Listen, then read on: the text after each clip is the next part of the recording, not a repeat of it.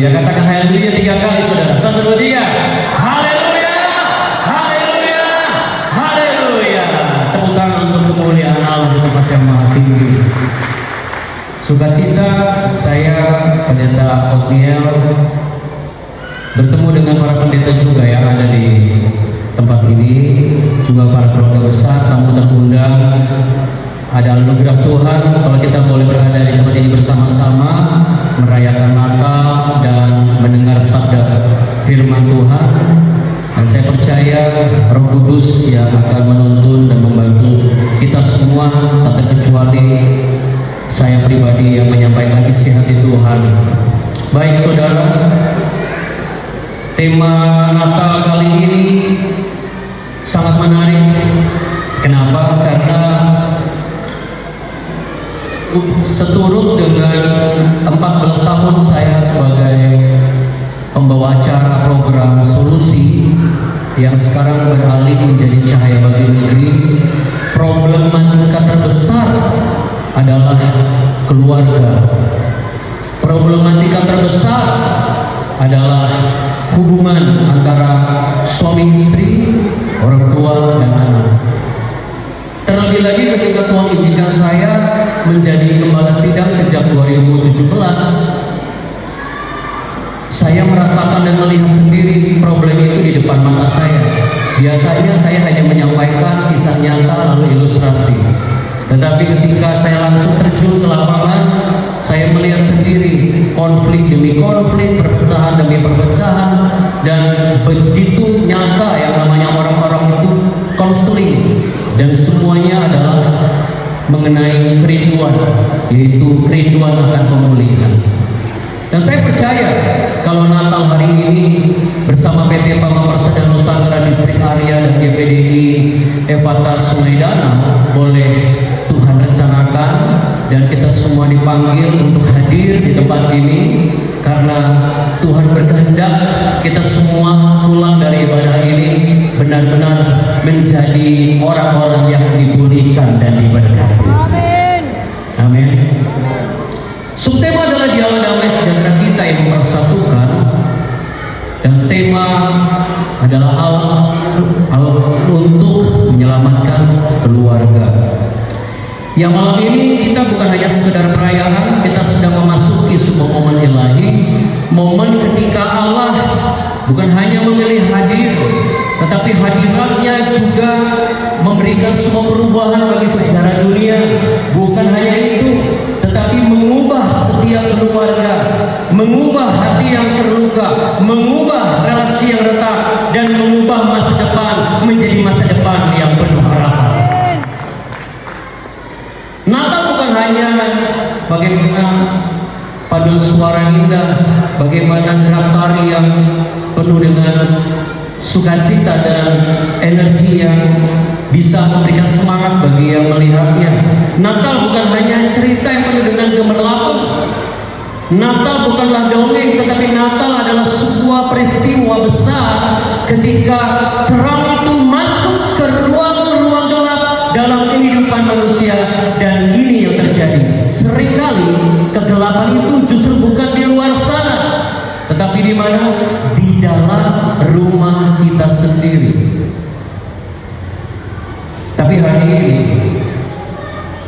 Tuhan Yesus yang adalah sumber dan sang juru selamat mau menyentuh sesuatu yang lebih intim dan yang lebih personal dalam kehidupan saudara pribadi lepas pribadi dan keluarga demi keluarga, termasuk orang-orang yang bekerja di perusahaan PT Pama Persada Distrik Arya dan juga sidang jemaat yang berjemaat lokal di gereja-gereja Tuhan yang ada di sekitar ini.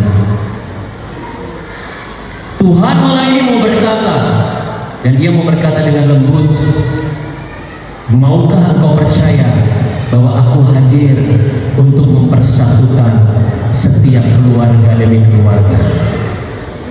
Siapa yang percaya boleh katakan amin. Haleluya, puji Tuhan.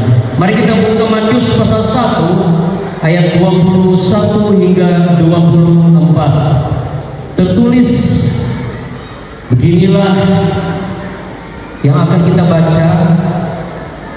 Demikian ada tertulis Matius pasal 1 ayat 21 sampai dengan ayat yang ke-24.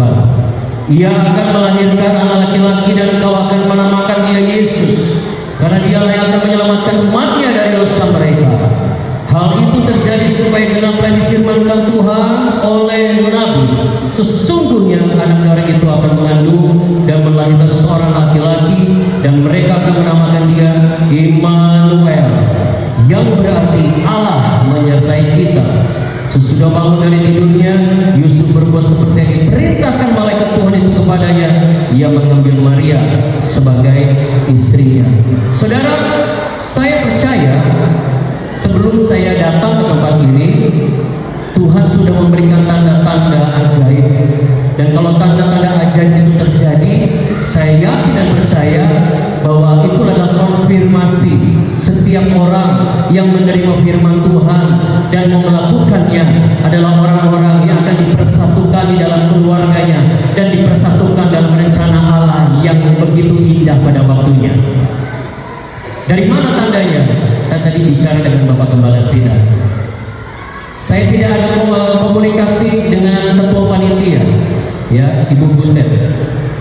Tidak ada menanyakan seragamnya warnanya apa, ya, kita tidak ada, ya, seputar randau, seputar semua. Tapi begitu saya bertemu kali pertama dengan rekan-rekan panitia, juga dengan para pelayan di GPDI Jemaat Efata Sungai Danau, belum lagi semua, saya benar-benar bergirang karena rupanya tidak salah kalau istri saya itu memilihkan outfit ini dari sejak awal.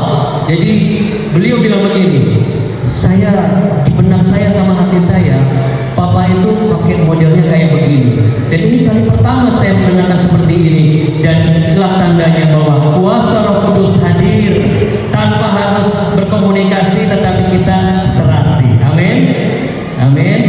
Ya, artinya apa, saudara? Maksud saya bukan berarti yang pakai baju merah nggak serasi. Saya bicara dari sisi saya begini, saya nggak nanya sama sekali. Tapi kok bisa? Berarti bagi Allah tidak ada yang mustahil. Ya, kalau urusan penampilan saja Tuhan pikirkan supaya saya tidak belang-belentong ibaratnya begitu dengan rangkaian Natal. Apalagi kehidupan saudara yang dipelihara oleh Tuhan, tidak akan mungkin engkau terlewatkan oleh kasih setianya. Yang sepakat katakan amin. Sebelum Yesus lahir, tahukah saudara, Yusuf dan Maria juga sedang dalam keadaan yang tidak baik, ya. Bahkan kalau bisa dikatakan, kalau Yusuf dan Maria ada di era-era sekarang, mungkin bisa jadi bahan gosip dan bisa dipastikan hampir bubar sebelum dimulai. Karena apa? Marianya sudah tekdu, istilahnya sudah hamil duluan sebelum ada sesuatu, sebelum ada pernikahan. Ya, mau Yusuf bilang aku belum sentuh dia, tapi di mata manusia buktinya dia hamil dulu. Kira-kira demikian, saudara. Maria mengandung, Yusuf bingung. Masyarakat mulai bergosip, mulai bergumam. Belum lagi kecemasan, ketakutan. Setiap bayi dibunuh, setiap bayi dibunuh. Masa depan yang mereka lihat secara manusia terlihat begitu tidak sempurna, seperti ada keretakan. Tetapi yang luar biasanya, malaikat Tuhan datang dengan sebuah kalimat yang luar biasa powerful. Ia katakan begini, ia akan menyelamatkan umatnya. Saudara, dalam teks bahasa Yunani itu sozo, makna bukan sekedar menyelamatkan.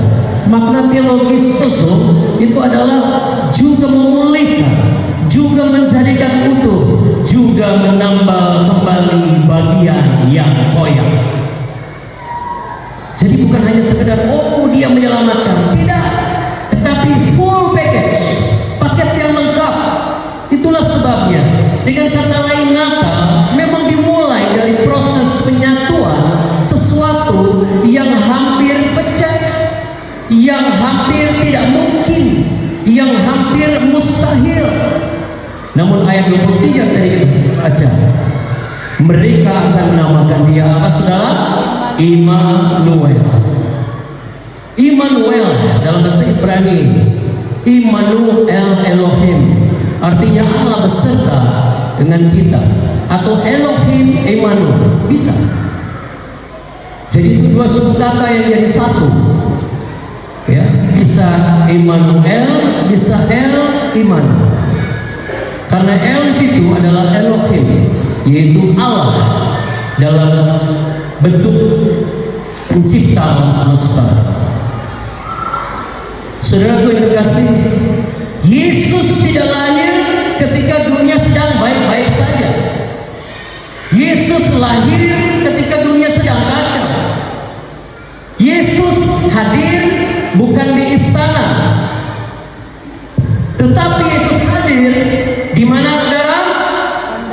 Betul, di kandang yang begitu hina, kotor, penuh dengan bau dan ketidaklayakan.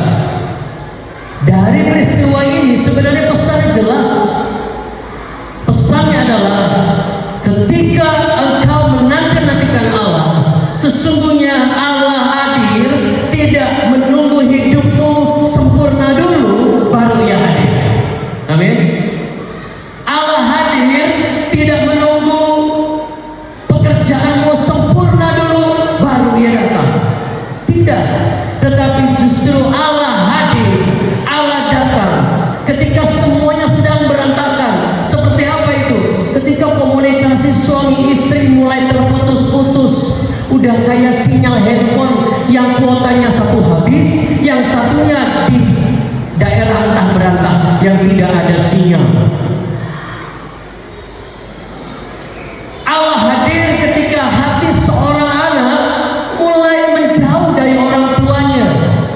Mungkin dia satu rumah, jarak mungkin tidak jauh, tetapi sesungguhnya ia mulai menjauh. Menjauh artinya sudah mulai bergeser, sudah mulai tidak ada rasa hormat, sudah mulai tidak ada rasa menghargai, sudah mulai hanya nurut ketika ada orang tua, tetapi orang tua tidak ada, dia berbeda. Dan hari-hari ini banyak keluarga Kristen, terkecuali keluarga para pelayan Tuhan dan juga keluarga hamba Tuhan, sedang terjadi hari-hari ini, saudara. Jadi kalau saya ada di mimbar ini, berarti saya lebih hebat dari saudara. Kami para pendeta dan hamba Tuhan juga manusia. Saya izin jeda sebentar, perwakilan dari pemerintah setempat boleh hadir. Boleh kita beri tepuk tangan dulu untuk saudari kita yang terkasih. Shalom, salam sejahtera, selamat datang Bapak dan juga Ibu, selamat datang. Iya.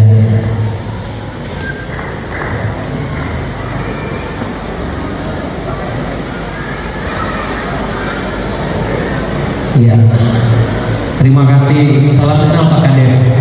Saya pendeta yang senang bertemu dengan Anda. Baik, saya izin lanjutkan. Kami para pendeta ini bukan berarti lebih hebat, tetapi kami memang diizinkan Tuhan untuk menyampaikan pengajaran kepada saudara.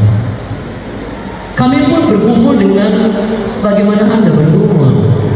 Karena itu kami harus menjadi suri tauladan bagi saudara. Bagaimana kami menang atas pergumulan kami, demikianlah engkau saudara juga akan menang atas pergumulan kehidupan. Allah hadir ketika keluarga berjalan seperti sekedar menjalani hari. Kadang ada, kadang tidak.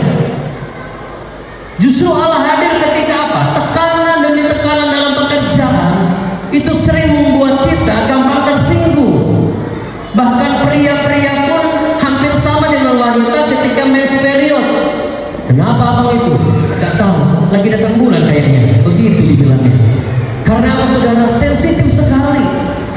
Terlalu besar tekanannya. Sampai ada jemaat sambil bercanda begini, terlalu besar. Wah, saya pikir ini jemaat saya semakin rohani ya. Tiba-tiba dirubah, tekanan ini, ampun Tuhan, aku tidak kuat. Terus saya bilang, waduh, jangan bicara begitu saudara. Ya, terkadang kita tidak sadar, kita mengakui besarnya tekanan itu begitu rupa. Tetapi saudara, kalau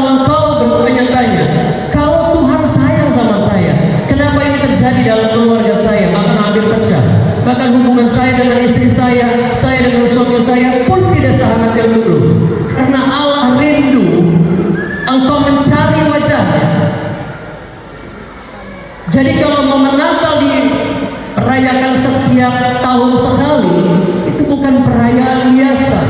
Ini adalah sebuah momentum, dan momentum ini harus kita gunakan sebaik mungkin. Sudah sedalam apa dan segigih apa dan senotot apa kita cari wajah Tuhan. Tetapi oleh kasih setianya, Kristus ingin hadir. Karena apa? Dialah Elohim yang Immanuel, Allah yang menyertai kita.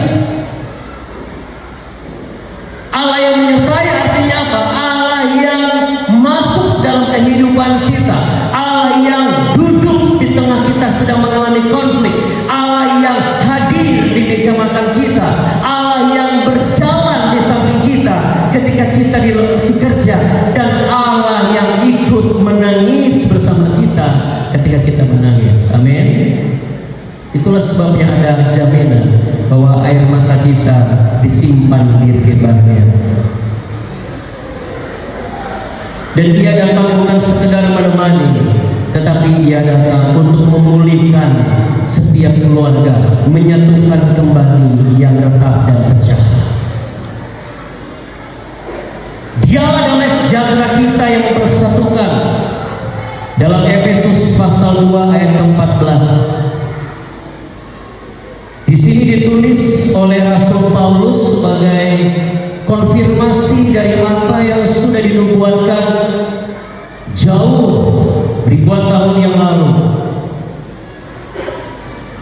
Di dalam Efesus pasal yang kedua ayat yang ke-14 dikatakan, karena Dia damai sejahtera kita yang telah mempersatukan kedua pihak dan yang telah merubuhkan tembok pemisah, yaitu perseteruan. Dialah damai sejahtera kita. Katakan sama-sama dengan saya, Dialah damai sejahtera kita. 1, 2, 3. Dialah damai sejahtera kita. Dalam bahasa Yunani dikatakan eirene. Eirene itu maknanya damai yang bukan cuma sekedar tenang, saudara. Tetapi kalau dikaji lebih dalam lagi, ini mengandung makna damai yang aktif untuk menambah hal-hal yang sudah mulai retak, dengan tujuan mengikatkan kembali dua pihak yang mulai hampir terpisah, bahkan yang sudah terpisah kembali menjadi satu. Bagaimana mungkin, Pak Pendeta? Itu nggak mungkin. Saya katakan bagi Allah tidak ada yang mustahil. Amin. Salah satu episode di Solusi, ada yang sudah terpisah selama 24 tahun. Selama 24 tahun terpisah. Di tahun ke-25 mereka dipersatukan lagi. Tidak ada yang tidak mungkin. Dan itu berlaku bagi saudara dan saya. Jadi apa yang harus dilakukan? Kita harus sepakat dengan apa yang diajarkan oleh kitab suci. Kalau kita percaya bahwa Kristus Yesus ada di dalam saudara, maka kita harus linear dengan apa yang ada di dalam pribadi Kristus yang adalah damai. Maka kita harus mampu dan mau untuk membuat diri kita selalu tenang, tidak mudah panik. Ini menunjukkan damai yang kreatif, damai yang mau untuk bertindak, damai yang sanggup menghancurkan tembok pemisah. Karena sebagaimana nubuatan Yesaya tadi sudah dinubuatkan, ya, namanya disebut apa? Damai sejahtera, sang damai. Dalam bahasa Ibrani dikatakan Sar Shalom, Raja Damai. Sar Shalom, Raja Damai. Sar juga bicara mengenai konteks pemimpin, bicara mengenai penguasa. Dan Shalom sini bukan hanya sekedar sapaan, tetapi sebuah misi kerajaan Allah, yaitu untuk menyatukan dan juga memulihkan. Karena Yesus bukan hanya pembawa damai, tetapi Ialah Raja Damai, Ialah pemilih damai, Ialah arsitek damai yang membuat yang retak menjadi utuh kembali. Yang percaya beri tepuk tangan untuk kemuliaan Allah. Dalam Mika dinubuatkan pasal 5 ayat yang ketiga sampai 4a. Ya, kita baca sebentar Mika pasal yang kelima. Dalam Mika pasal yang kelima ayat yang ketiga sampai yang keempat bagian A. Dikatakan begini, ada tertulis benar firman Tuhan, maka ia akan bertindak dan akan menggembalakan mereka dalam kekuatan Tuhan, dalam kemegahan nama Tuhan Allahnya. Mereka akan tinggal tetap, sebab sekarang ia menjadi besar sampai ke ujung bumi, dan dia menjadi damai sejahtera. Kalau dalam bahasa Ibrani dikatakan vihayah zeh shalom. Apa makna vihayah zeh shalom ini? Dialah yang menjadi shalom, dialah yang menjadi damai. Saya bertanya, percayakah saudara bahwa ketika saudara menerima Kristus sebagai Tuhan dan Juru Selamat, damai itu ada dalam dirimu? Amin. Coba letakkan tangan di dada sama-sama. Hidupku bukanlah aku lagi, tapi Kristus di dalamku. Ada damai di hatiku. Berarti saudaraku yang terkasih, betul kita mengharapkan Allah dan kita bersyukur peristiwa Allah lahir untuk menyelamatkan keluarga.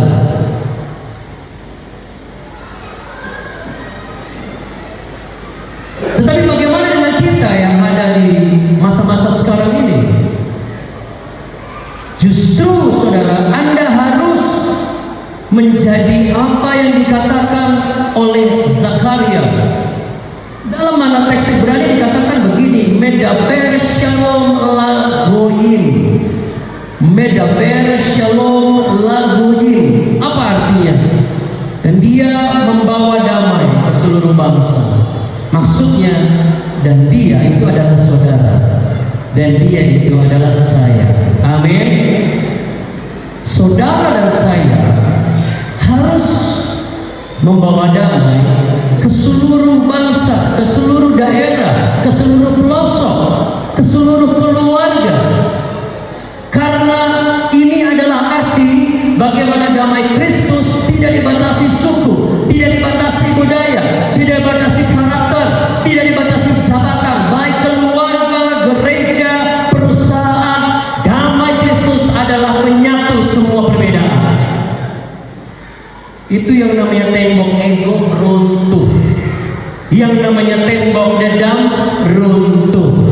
Coba ikuti sama-sama dengan saya.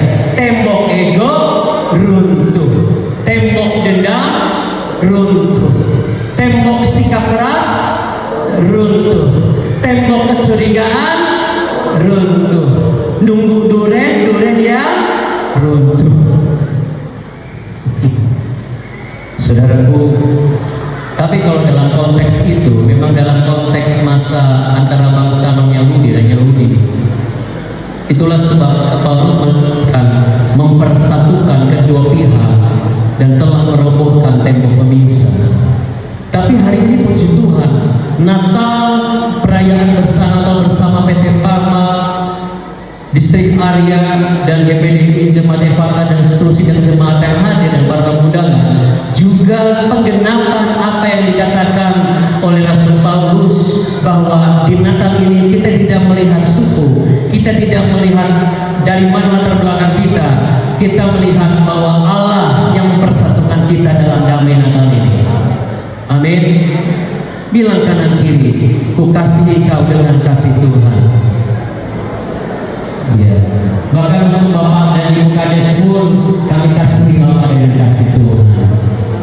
Ya, saya berdoa ketika ini nanti ditayangkan di YouTube, perayaan Natal bersama kita malam hari ini akan menjadi satu mentor rohani agar kedamaian terjadi di seluruh pelosok negeri di Indonesia Raya ini. Amin.